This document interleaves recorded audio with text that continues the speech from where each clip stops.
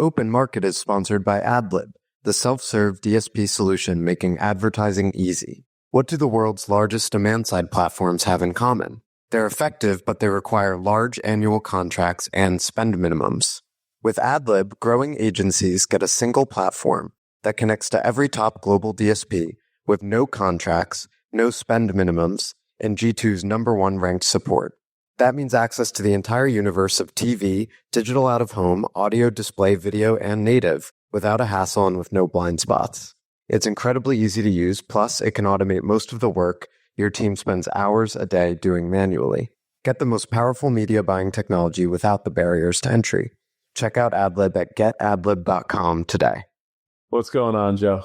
Eric asked me how he sounded because he has a new microphone. First, he got new glasses to look smarter, and now he got new microphone to enhance the sumptuous quality of his endearing voice. Some might say gravelly, but sure. How many plaudits do you need, Eric? How much? I'm good. Enough. When will you rest? Good. I'm done now. Welcome to Open Market. Yeah, it's a podcast about building companies in the advertising industry. I never have enough plaudits, for the record. I'm desperate for affirmation and will continue grinding in hopes of achieving it. I'll try to sprinkle the conversation today with a few. Thank you. I can never get enough. That's really where social media addiction starts, but some people parlay it into businesses. So yeah, posting for likes. It's a slippery slope. Absolutely. Okay, so the first thing I wanted to talk about today is the performance TV thesis and whether it is essentially viable on the open web. So we've talked about the performance TV thesis many times. Obviously, TV Scientific coined this term, though they're not the only company in the space.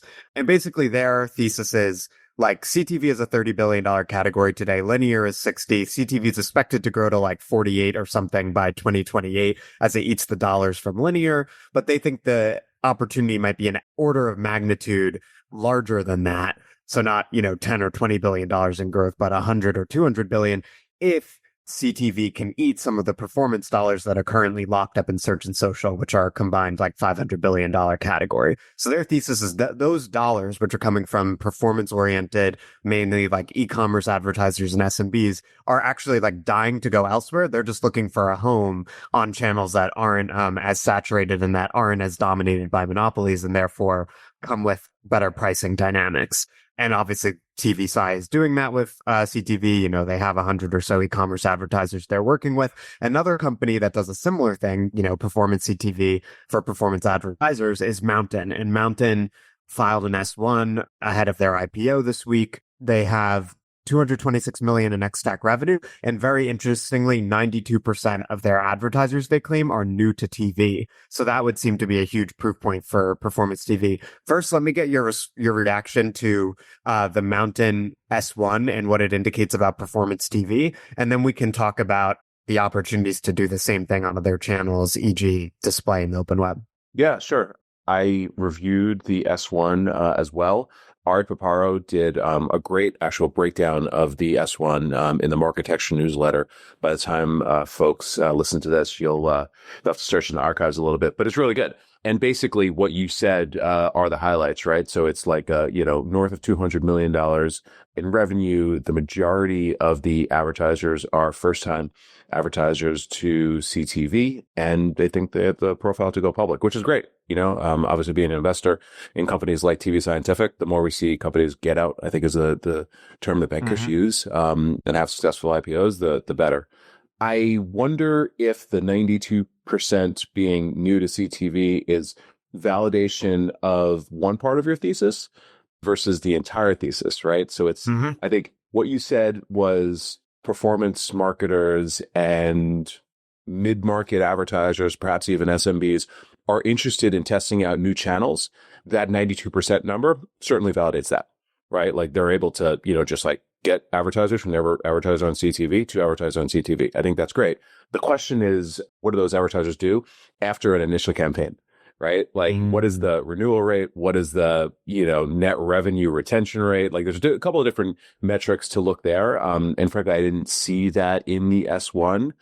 Maybe I missed it, or maybe it's something that they're not pointing to because maybe it's not a metric that, is worth promoting. But that's going to be the real thing, right? Like Are these like a bunch of tests, which I think is great. I think it's validation of the, part of the thesis, but really is what Mountain is doing driving actual performance is the TBD. And obviously Mountain is a completely different business than TV Scientific. TV Scientific is very, very focused on driving performance, making it a profitable channel, and keeping the advertiser spending. It's half the thesis, I think. Yeah, there are questions as to, of that 92%, are we talking, big performance oriented e-commerce brands? Are we talking SMBs? Yeah. And then also who's staying? We've talked about that before, the potential fissure in the performance TV market between the companies going after more like e-com brands and the ones going after SMBs. Some are going after both.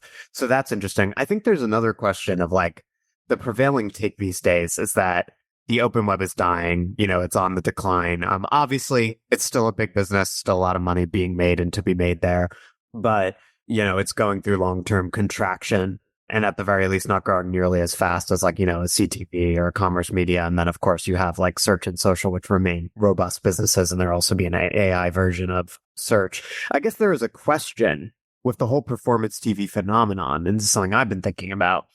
You do the same thing for the open web, especially with AI. In other words, if you can drastically improve creative and targeting, like some of the elements that drive advertising performance, can you make display ads on the open web actually not suck? Which I think someone recently said, I was talking to the guys at Open Ads about this, Steve Liss and Michael Bishop, and they were saying, display is like what, like a $40 billion market? So could you make a similar argument for display as you make about CTV? Yes, display isn't growing in terms of inventory and audience at the same rate as CTV. So there's that challenge. But could you drastically improve the performance through new technologies like AI and then bring over some of those performance dollars? I think the answer is yes, but this is a thorny one, right? Because, just like stream of consciousness replies to what you said. I think, number one, it's important to note that display is a market that is at best not growing as fast, maybe in other ways, not growing at all, versus things like CTV and retail media. And there's like secular challenges that display and open web, and frankly, like publishers are facing. Traffic levels are going down. Search referrals are going down. Searches are going down. Right. So, I think you, on the one hand, need to be optimistic that you can make this a performance channel and, build technologies to make this a performance channel. But I also think you need to face the reality that the open web itself is going to evolve. And I would offer the question of, is it even worth trying to make display advertising better versus trying to reinvent the open web completely? Like we're seeing companies do with, some of these, newer AI solutions. Well, I think those things could overlap too. I think in the way we're trying to frame this discussion, like take a company like Firsthand, right? Mm-hmm. Like they're, client of mine, portfolio company of yours, they just raised a $26 million Series A. They are reimagining what the consumer experience looks like when you go to a publisher site, when you go to a brand site.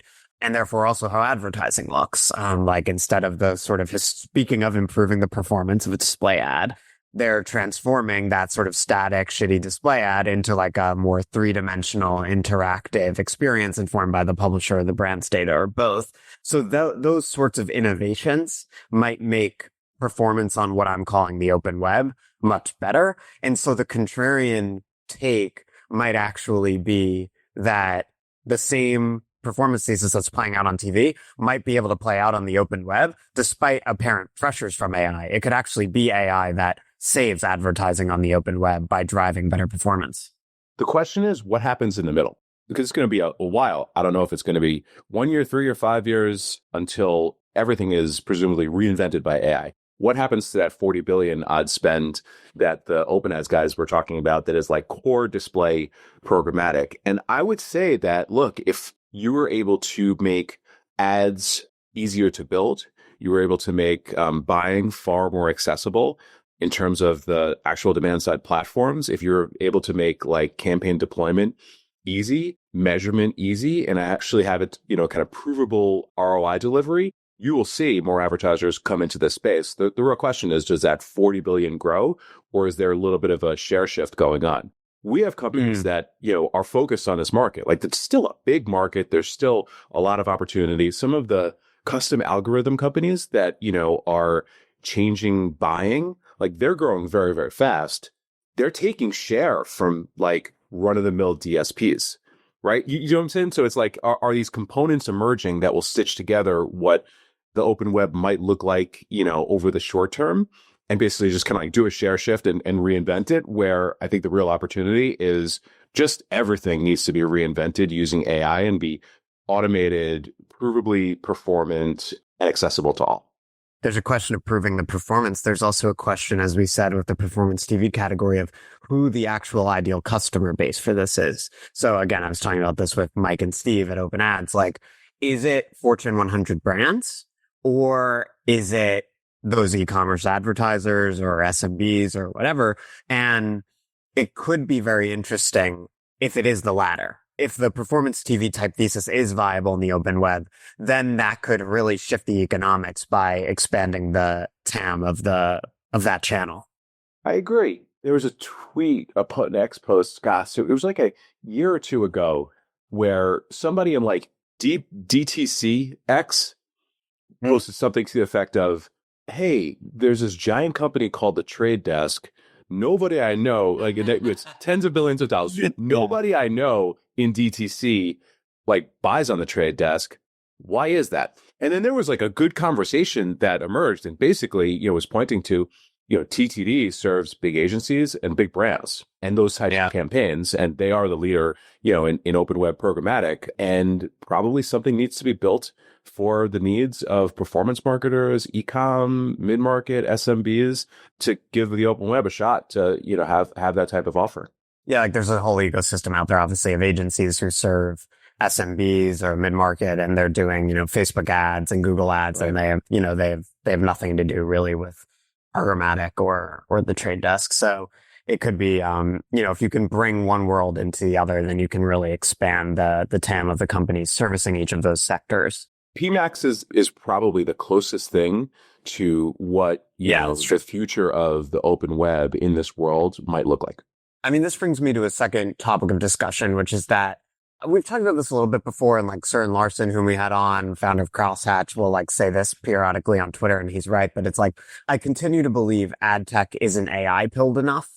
And like, yeah, y'all are haters and you're annoying and you suck. And like Kendrick needs to write a rap about you, about like how, just like how uncreative like people in ad tech can be. And also like beyond like the people who aren't creative, it's like, I hate the chorus of like, anytime there's something new, people are like, rah, rah, rah, this will never work for like all these reasons. And like, we're just going to tweak an SSP and make like an extra 3% of margin this year. It's like, I think there's like a way that people in ad tech have been conditioned to think about like product and the viability of companies that like AI significantly changes, and people haven't like broadly caught up to that yet, because AI introduces like a new technological paradigm and also a new way that consumers, and we can all experience this, those of us who are using AI, are like shopping and consuming information and communicating with each other. Along with that paradigmatic shift in consumer behavior will come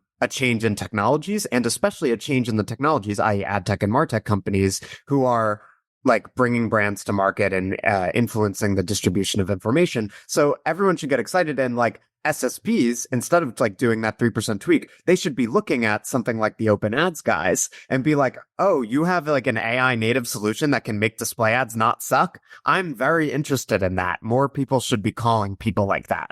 Before I respond, why do you think that is the knee-jerk reaction to so much of the ad tech community world, folks that are probably out there talking about this on the socials? Because I feel like that's what you're referring to, right? Well, I think it's because when I was in elementary school, like back when like, you were cool and you were out there running around the West Village doing whatever it is you were doing, the generation of companies that we still know today as sort of the foundational ad tech companies like SSPs, DSPs, like they were being created, right? It was like 10 to 15 years ago now that happened. And it's like, there have been a series of technologies that are sort of adjacent to those. Like there are like whatever CDPs and DMPs and clean rooms and like all this shit. But it's like nothing that feels like a really foundational change in like how consumers again like shop and consume information and whatever, and then the role that ad tech and martech companies play in that relation between publishers and brands on the one hand and consumers on the other. And I think again, AI does change that and is already like significantly changing that, and people will need to catch up to that and take advantage of it, both in terms of AI's ability to drive better performance, better creative, better targeting, whatever, and also in terms of how they insert themselves into that AI-driven consumer journey, which is going to change, I think, in the most significant way since the rise of like the current big tech companies, Google, Amazon, Facebook. This has always been, I think, a thing in ad tech. There's just like this air of negativity. I don't know if there's a different way to put it. I know you put it out there on X or someplace like that. And there was one theory that because ad tech is so New York centric and, New Yorkers just have like a, kind of generally, maybe not negative, but like realistic view of the world versus Silicon Valley. Yeah, Silicon Valley, head in the clouds thing. Like, I don't know what that is, but I agree. I would offer a couple of thoughts here. Number one, I don't spend time with those people. I'm not involved in those conversations, so I don't know what people are saying. Number two, it is my job to think about what can be. Like literally, I have to, I'm paid for and deploy capital on the basis of what can this be if everything goes right. So again, I'm just like, so aligned on the other side that it's, I have to keep myself out of these conversations and away from these kinds of people. And then number kind of 3 and 3A and 3B is if you would have had that cynical view over the course of the past 15 or even 20 years. Lotame was acquired this week. Lotame by Publicis. Lotame is a 19-year-old company. They were the first DMP. They were one of the first universal identity providers. Like they've been in this the whole time. If you would have taken this cynical view over the past 20 years, you would have missed so many great companies, so many great outcomes, so many great waves you could have caught. Like I would argue, CTV was there for everybody who's been chirping, talking about the negativity in ad tech and, just kind of like toiling away furiously on their incremental SSP improvement. The whole CTV wave went from 0 to what's the number? $30 billion. $30 billion. Like it was there for you. You could have built like a foundational CTV company in the middle of all that. It's sort of 3A. Like I do think that there have been incredible waves you could have caught over the course of the past 20 years in ad tech, and name it, CTV, retail media, data, like programmatic, like they were all there. And then 3B is the founders who are building these companies, and these are not necessarily like, young, naive, head in the clouds founders. These are also people that have built companies before and are building their new companies now. You never hear them talking about this. You always hear them talking about how the opportunity is so interesting and this is a fun space, and, they've never been more excited. So I think it goes back to like, you need to like make sure you're spending time with the right people. You're recognizing the opportunity that's in front of you, and you realize like you're in a space that because it is so inherently volatile, it leads to opportunity. Eric, I think it's exciting because it's an opportunity for you, and it's an opportunity for like early stage startup founders and like the people like me who work with them. But it's also an opportunity for all of those existing technologies to go out and, hire the 28-year-old who is creating that like AI technology, right? That's going to make the open web significantly more performant and then differentiate an SSP that's currently a carbon copy of 17 other SSPs. So I think like, I imagine this is happening. Like, let's give people some credit and say like, of course, sure, no, yeah, it's happening. I'm just not, I'm in those rooms. I'm not in the room. No, totally. That you're speaking of. I'm speaking to myself, I'm saying like, to be fair to these people, like I'm sure. And if it isn't happening, that's crazy that at like every, meaningfully sized DSP or SSP, there is a, corp dev person or someone adjacent who is thinking about like, okay, how can we like build or buy our way to like relevancy in the AI era? And, yeah, I think that will lead to it'll lead to a lot of exits, which we already see happening. And it'll lead to a lot of interesting partnerships between old ad tech and new ad tech. I totally agree. Look, the explanation from some people who, like don't believe that the future is bright is just like, look, like ad tech was great, and then Google and Meta came along and ate the entire space, and they're now like 70% of digital. I got news for you. 20 years ago, the names were Yahoo, AOL, and MSN. So it's like there's always been a space with challenges, with incumbents, with it can't work because of this. You just gotta like tune that noise out, bro. A related topic for early stage startups. We talked, I think, in our maybe second ever episode, it's very early, about the concept of a chief audience officer. And we were essentially saying, obviously, there's, as you said in those early episodes, the canonical startup pairing is someone who can build and someone who can sell. Increasingly, part of that someone who can sell is someone who has an audience, right? And marketing and sales are kind of blending together more than ever because it's all inbound and it's just you're creating an audience, you're creating a reputation, and then people are coming to you. Obviously, there's still some outbound cold email, that kind of thing, but more and more the marketing and sales functions are blending. I think, like, I'll just make it personal. Like, I wonder. You're great. You're great at what you do. I wonder, in practice, if I were actually really bullish on like a seed stage startup or maybe even like a pre-seed stage startup, how would I work with them? Because it's like, obviously, most of my clients, or maybe not obviously, it's obvious to me because I love it. Most of my clients are either like A or later, or they're already scaled companies. And so they can afford, an expensive PR agency. But I get approached often by and sometimes, you send them my way to like early stage startups that do not have the money for a PR agency yet.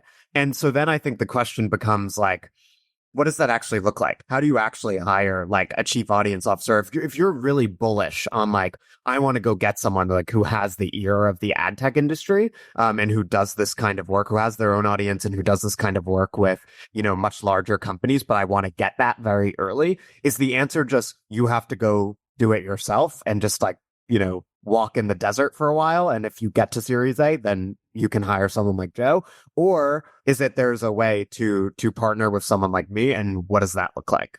I think there is a way to partner with someone like you, but I think it needs to be in the realm of a little bit more like CEO coach than, full on consultant and, turning on the jets and helping them be really loud, right? Because in reality, some startups, when they're so early, they're building a company, they're building a category, they should be out there talking publicly about company building and category building, but they're not necessarily like ready to start truly turning on the jets from a commercialization perspective because they're still figuring it out when it comes to product and go to market and product market fit and everything like that. But it's never too early to begin building reputation, never too early to begin building brand, getting the name of the company out there. Like it's sort of a no lose proposition in the modern era to build audience, because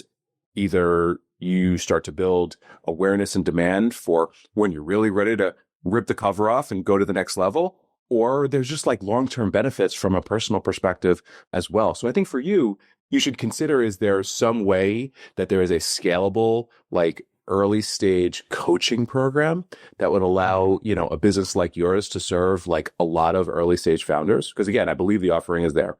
I don't know if you're thinking about this. I don't know if we're workshopping something, but we're doing office hours in real time. Oh, okay. Yeah. So thank you, Professor. I think that he has the glasses for it. It's not something I would want to do at great scale, because I think then it becomes the classic small business thing of like, you focus on what's working. Like I have a model that's working. That's a more sort of typical PR agency model, with a like sizable retainer with, again, larger companies or like well capitalized, like Series A plus startups. So it's like, from a purely pragmatic perspective, it's like, all right, we'll just stick to that. However, this is more for like, not for scalability, but like for the 1 of 10 or like 1 of 20 early stage startups, like pre-seed or seed who come to me and I'm like, I really believe either in the idea or the people or both. And I'm like, I would be willing to work with you on this for like 5 to 10 years and like see how it goes. And with the understanding that it's like potentially really high upside, but also like potentially I worked for 5 years and like on something for like an hour a week or something and it just didn't pan out. So I think it's more of a like 1 or 2 companies I would do this with and then like get like a sizable amount of equity from them and then be like, yeah, look, like you don't have to hire a CMO or a director of marketing when you're Series A or something. Like just, I'll do that on a fractional basis. I think it's complex because companies at that stage, generally when they do give someone a chunk of equity that would be meaningful to me, like, that person is coming on as a full-time employee, obviously. So there's a little bit of that, like how much equity is it really? And then could that be interesting to both parties? But I think that's what I would be interested in would be like, again, the 1 out of 20 of these types of companies that I speak to that I really believe in just being like, give me 2% or something like that of the company. And, I'll essentially be your marketer for life. Obviously, I can't do tons of hours on it, but the truth is you don't need tons of hours. Like at that stage, like I can give you a story in like an hour and that story could be extremely valuable, whether it's for, pitching or customers. And then like someone, if I were doing that kind of thing, like I could also like, as you said, CEO coach, like I could go to pitches with the CEO and like help out with that and like various things. Yeah. I think there's something there. The CEO needs to believe that this is important long-term to the business, right? Because your involvement, your impact, your measurable outcomes are probably limited in the beginning versus end of year 1 versus end of year 2. So I think the CEO, him or her, would need to buy into that. But then also, like, there's some people that work with companies that we've invested in that, have meaningful equity and they're in an advisor type of role. They are able to prove both a track record of success for themselves and then a track record of having done this before with startups. This is the type of impact that I have. So I think you're in an interesting place where, as much as you don't measure what you do entirely on a quantifiable basis, to be able to start to point to a track record of how you're able to help startups in, somewhat of an outcomes-based manner. And the outcome is the discussion between you and the CEO, I think will help justify, I think, that type of role and that, kind of appropriate equity for, what your time might be valued at. Does that make sense? It does. Yeah. I mean, I also think like what we're talking about is pretty fundamental in that it's like, it's what I do for my like later stage clients as well, right? It's like we're talking about the story and especially early on, like when I talk to founders in this position, it might be like there are 5 versions of the story. And I mean, what people pay someone like me for is being able to say, yep, this is the version and let's tweak it in these 3 ways. And like that can be the difference between like, are we, getting our next round of funding or not? Can we get those first 10 customers? Like that's the kind of proposition we're talking about. Obviously, we need to be able to just track that type of stuff because you're doing this. This is the work that you do for other companies that leads to like really meaningful outcomes.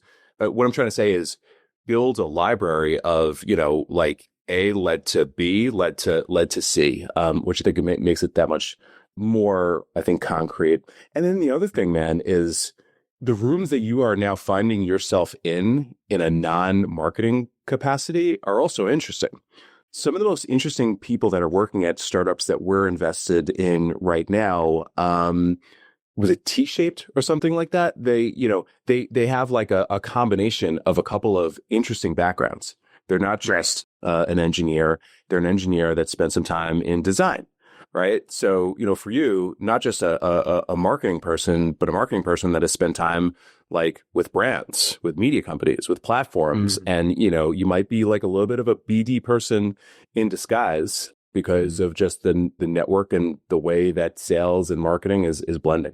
Yeah, that's the most natural thing. I mean, I think in terms of expanding my remit, I think obviously I would not be terribly interested in being a CMO because I already do a lot of that stuff, but I do it from my vantage point. I get to do it with like, a dozen companies. And I just think for me, it's as someone who loves independence and sort of doing their own thing, it's better to do as a consultant than at a company. But the natural evolution beyond being like a CMO would be doing, sales and marketing or biz dev and marketing. And again, that's what we're doing. Like great marketers, they're telling the story, they're developing the sales pitch in real time, and then it's just many iterations of it depending on the audience. So, thanks for the office hours. Anytime. I got.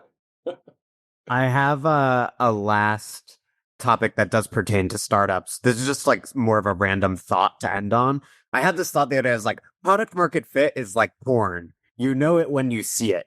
Did you come up with that? No, I'm not claiming I'm the first person to have such a thought. I'm just saying like this occurred to me. I'm sure it's occurred to many other people. Smooth. But because that's a little too smooth. Well, I'm very smooth, Eric. I mean, I've come up with many turns of phrase in my day. But yeah, it's like, I think like we were talking about this a bit with Dan a week or two ago. And like I found in my own business, like it's kind of like if you're wondering if you have product market fit, you probably don't. Yeah.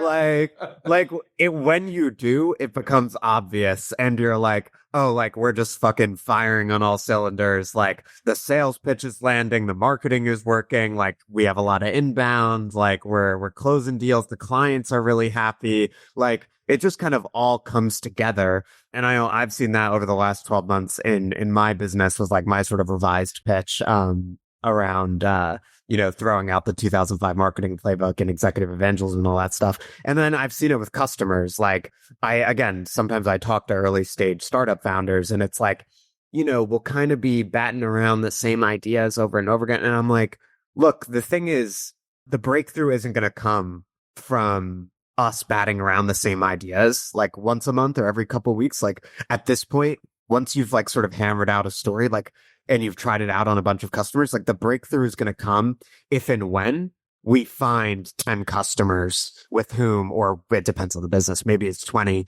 with whom this message resonates. And you'll know because it's going to like, you're going to find through talking to them and through how the relationships work, like the golden nugget, the kernel of that pitch and that relationship. That is like really the magic of the business. Mm-hmm. I agree. Product market fit is when it feels like you've gone from walking into headwinds to all of a sudden now it's a tailwind. Like it just did a 180 and all of a sudden the market is like moving you along. I've told the story a couple of times and probably on this pod, but like when we first started Undertone, Mike and I, we had our original business was like an agency model and we were working for a couple of like large marketers of the day. And we'd found this like interesting ad format that just crushed it for one of our customers. And we, basically had the idea to like make this the business because the agency business, it's always very hard. But like back then it was very, very hard. So basically what we did was we went to a lot of publishers, which at the time it was not a great market. Like it was post.com crash. There weren't a lot of buyers of inventory. And we basically said, hey, we've got this new ad format. If you will put this, on your site, frequency cap and everything like that, we'll buy all you can drive us. And we'll buy at a good CPM. Because we knew that this worked for our client. Our client had big budgets. And the bet was we can go bring this out to other clients. And when you're building a network type of product, like you need to find product market fit on both sides. Publishers were like, oh my God, yes, like we're hurting. We'll absolutely do this. And then when we went to go bring it to advertisers after a few tests, this thing worked. Like it worked for a whole wide variety of advertisers. And product market fit, I think it occurred to me, this term didn't even exist back then. But I've said this before. There was one Friday in the very early days of Undertone where back then DocuSign didn't exist. And we would get IOs, insertion orders, through a fax machine. Fax machine. Do you remember fax machines, Joe? No, it's funny you say this because this came up literally on a call earlier where a client was like, oh, you remember when we sent IOs via fax machine? And someone else was on the call was like, Joe definitely doesn't remember that. And they were right. I do not know what a fax machine is really. It was a hybrid of a telephone a rudimentary like computer and a printer. So your fax machine. I'm making a face like, what the fuck does that mean? Just Google it. You'll see what I'm about to tell you. So your fax machine would dial a phone number to connect with another fax machine and would send an image to that fax machine. So sender's fax would call receiver's fax. Receiver's fax would literally ring like a telephone. There would be some sort of cutover where it would detect the signal, and then whatever image was being transferred from the sender would be transferred to the receiver, and it would print out. And it would sound like the most offensive screeching and whirring that you would ever imagine. It was like ring, ring, ring, and then something would like print out. It's like everybody should just, if you've never seen a fax machine, like go Google it. I'm sure there's like an actual image and video of what this is. It was such an annoying noise, but it was the sound of money. Thousands and then tens of thousands and then hundreds of thousands of dollars of this unit. And there was this one Friday, dude, like the fax machine would not stop ringing. And I remember looking at Mike that day, like, what the hell is going on? Fuck. That's product market fit. Yeah. And I've seen it, several times, both personally and many times, obviously, across the portfolio. But then it's interesting, like more recently, and by the time this comes out, we'll have kind of talked about some of the newer things that we're doing at Imperium. I've felt that again, but with the business we're now in, a lot of it has been like building reputation and building track record to get to this point, not necessarily having this like killer ad format that worked and people want to buy the hell out of it. But in many ways, I got that feeling right now because the market is saying like, yes, like this is interesting. Yes, we want to take this meeting, or coming to us saying, yes, we'd love to explore this type of thing. So it's a great feeling, man. Like when you have it, everything is faster, everything is easier, everything is clearer, like food tastes better, water tastes cleaner. Like it's a good feeling. And I'm back in sort of kind of the mode of like chasing that feeling because it feels good when you have it. Yeah, that's super well said. I think it is that feeling of it when you see it, and it's also clarity. Like, yes. It's just everything's clear. That's exactly it. It's like it's the old saying of like if you're explaining, you're losing. Like if you find you need to give some like convoluted explanation of like what your business is and like why someone should do business with you instead of your competitors, like you probably haven't found it yet, because it's like it's when it's super simple and clear that you probably have found product market fit, and that simple kernel of differentiation, whether it's an ad format or a different methodology or whatever it is, will drive the inbounds, it'll close the deals, and it'll keep the customers happy. Yeah. What do you have a story like that, like the fax machine story for Sharp Pen? I mean, it's kind of like the past like 4 or 5 months. Like explain it. Like, was there an anecdote? Was there a time, or is it more of just like a general vibe? The main two things that drove it were the combination of audience really taking off across channels, including obviously our partnership in this podcast, which like before this was like Twitter and LinkedIn really popping off. And then, so that sort of got me the audience. And then the model that really allowed it to take off was when I went all in on social being the center of my customer relationships. Because when I first started doing LinkedIn, it was like kind of an afterthought. It was like, all right, maybe we'll like do some content. It's the way like most agencies do it. Or it's like, maybe we'll like do some content and we'll like write a couple posts or whatever. But when I started when the website now reads, if you go to the homepage of Starfish, it says throw out the 2005 ad tech marketing playbook. And it's all about like availing yourself of first party communication channels and not relying on, Adweek to tell your story, which is how, you did it in 2005. That's gangster. That is gangster. I love that.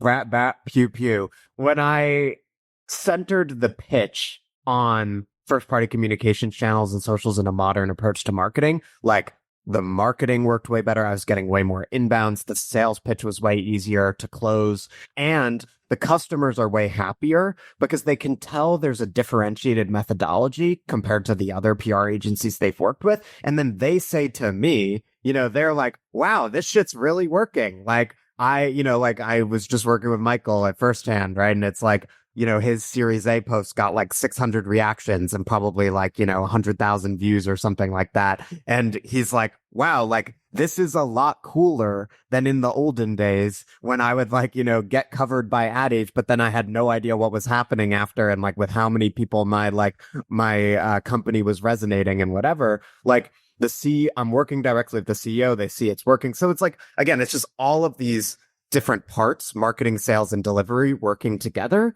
And then, yeah, you see it in the financial results because it's like the company has like, tripled in size in the last like 5 months or something. And obviously, that's the other thing, product market fit. You know when you see it because the company starts growing quite fast, whereas before getting clients was way harder and making them happy was harder. Yeah. I love that. Just to take it back to one thing we said earlier, you mentioned whether or not it's 100,000 views or something like that. One of the advantages of what you're doing, when we go back to, how can you measure this stuff to a degree? When they're on, owned communication channels, you can measure it versus 100%. Ad Age felt good back in '05, but like I had to walk down the street and hang outside of OMB and see if anybody like read the thing. Did you see my article on Ad Age? Did you see my glasses in the photo? Yeah, kind of that. You were just like kind of fumbling through the measurement of this stuff. So that's great, man. I get it. Yeah, for sure. Well, this was awesome. Glad we got to catch up one-on-one, Eric. The audience got to hear our office hours. Product market fit is like porn. Open web performance is happening. Don't be so bearish on AI. Maybe it'll transform your SSP into an interesting company. It's exciting times. Agreed. Totally. Let's call it, and we will see you next week, everybody. Bye-bye.